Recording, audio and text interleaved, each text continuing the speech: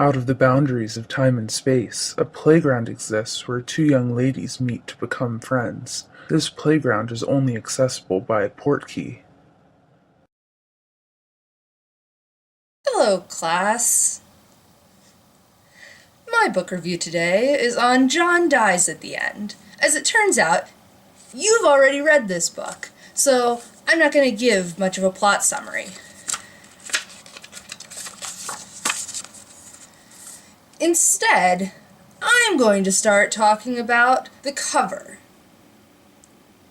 The cover indicated, first and foremost, that there would be drugs involved in whatever happened.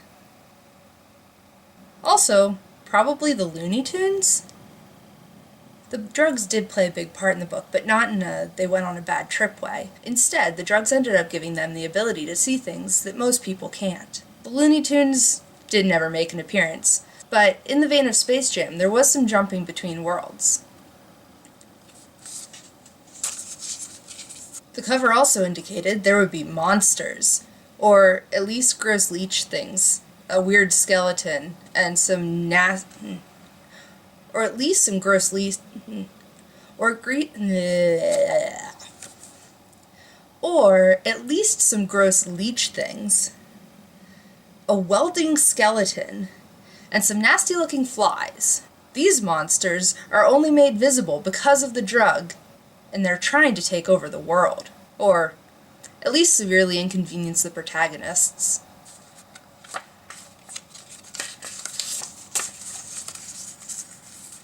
If someone had told me this before I read the book, I probably would have decided to pass on reading it. In general, monster books, movies, and television shows are not things I enjoy unless the characters are extremely engaging.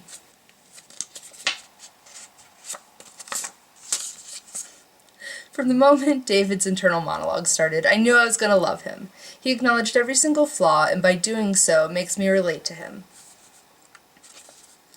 Even while being clueless, he wasn't dense. John, on the other hand, is not quite as endearing. He does stupid things just because he can. In fact, I got a few chapters in and wasn't too upset that he supposedly dies in the end. Although, there were some characteristics I found appealing. He rushes into danger on the off chance that he'd be able to fix it. Plus, any part of the story he tells seems to be grossly exaggerated, adding to the comedy. The characters had me hooked, or at least David did. I almost dropped my cards. That would have been embarrassing. Overall, I found this book incredibly funny. I should have expected that, seeing as it was written by a humorist. But even more so, the book felt real. Unlike these note cards, which are completely blank. Yeah, whatever. The things the characters did were actions I would have taken in the same situations.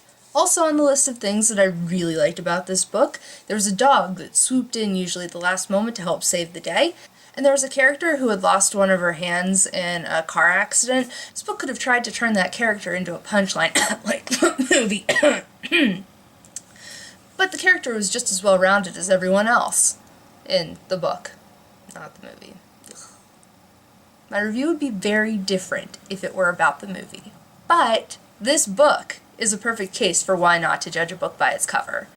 Thank you so much for the challenge. I had a ton of fun with it. I'd like your challenge to continue along the vein of having new experiences. So, I'd like you to make up a card game. Write down the rules, and then try and play it with some friends based only on the written rules, no changes during gameplay. If everything goes well, share the rules with me so I can try and play it.